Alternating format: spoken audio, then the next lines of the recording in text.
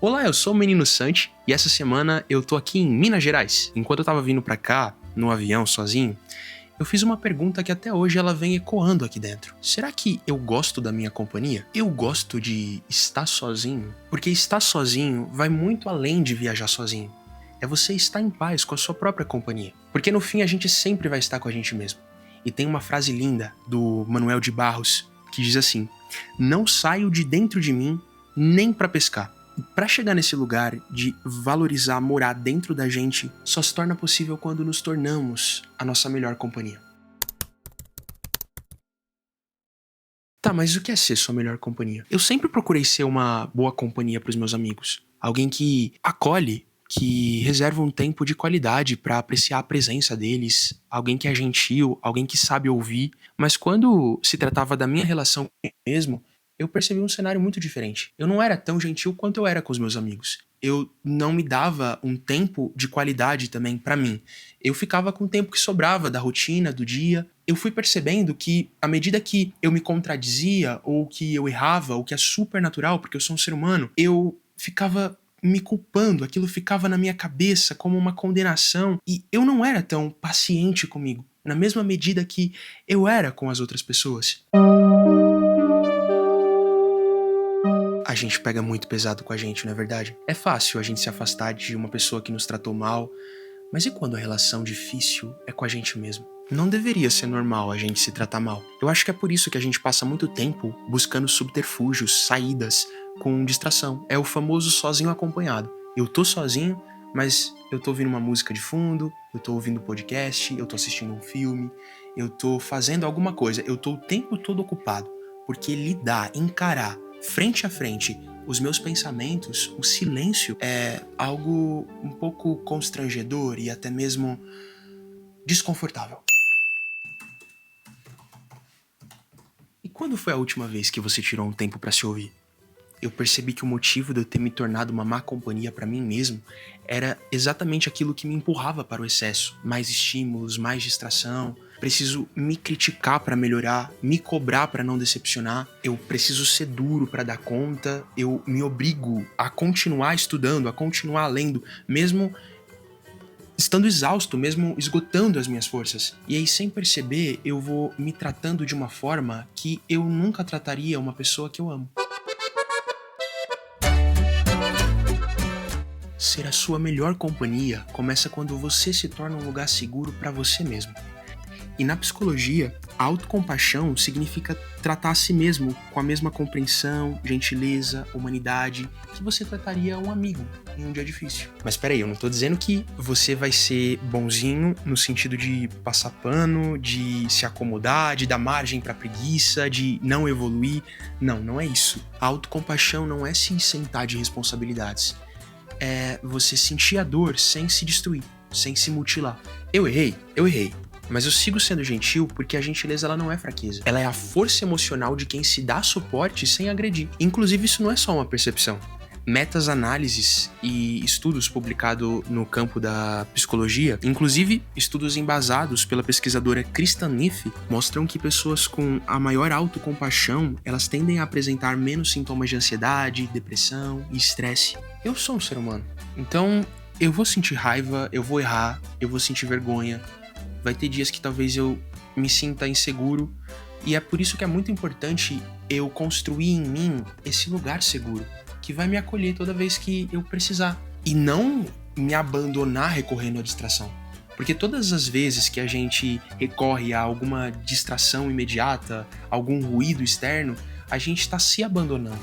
A gente não está valorizando a nossa companhia nos ouvindo. Eu, por exemplo, valorizo muito as relações.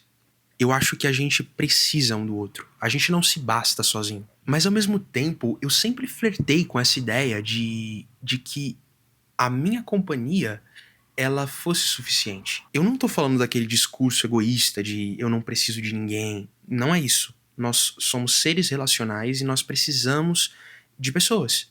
O que eu penso é que existe um equilíbrio entre estar sozinho e estar com as pessoas. Porque se eu nunca conseguir ficar bem na minha própria companhia, talvez eu nunca consiga estar realmente presente com o outro. Vou acabar projetando nele a expectativa de faça por mim aquilo que eu nunca consegui construir dentro. É muito peso colocar numa relação a responsabilidade de consertar todos os nossos defeitos, resolver os nossos dilemas, preencher todo o nosso vazio. Não está no outro a responsabilidade de me fazer feliz. E já parou pra pensar como é perigoso a nossa felicidade depender de outra pessoa?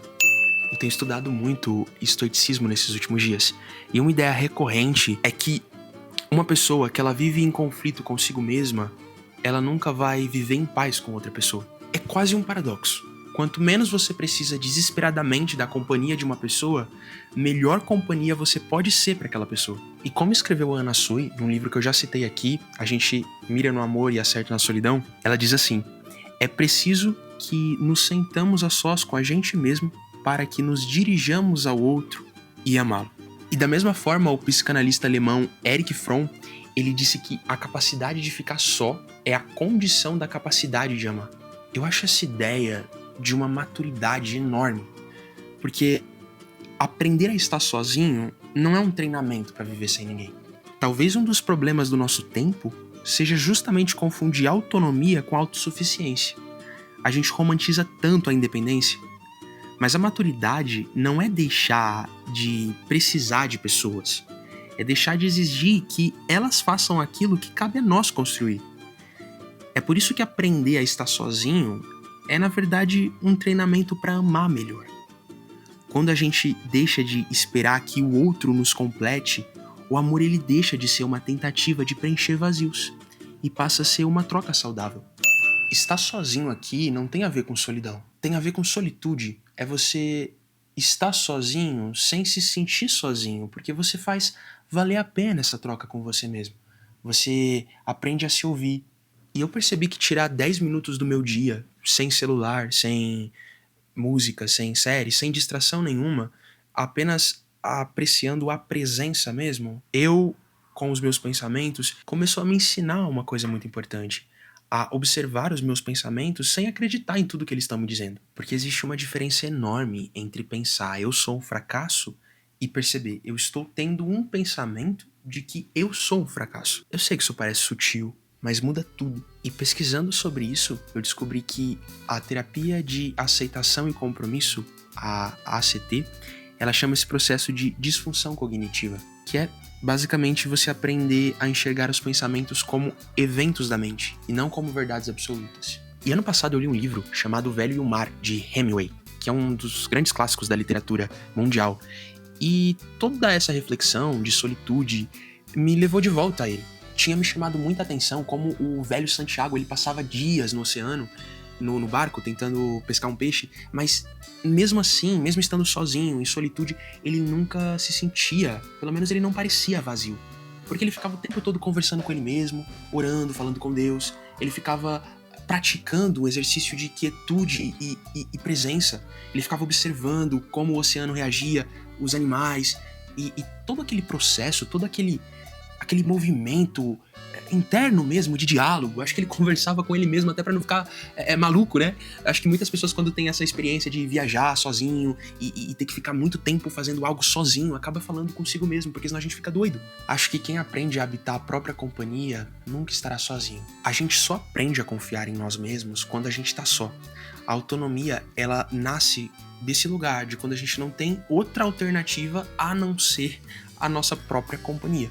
Esse é o convite desse vídeo. Não para você viver sem pessoas, mas para você cultivar uma relação tão honesta consigo mesmo que o silêncio ele deixe de ser um lugar de medo e ele se torne um lugar de profundidade. Porque a única pessoa que vai estar com você todos os dias da sua vida é você mesmo. E cá entre nós, seria um desperdício a gente atravessar a existência sem aprender a gostar, a apreciar a nossa própria companhia.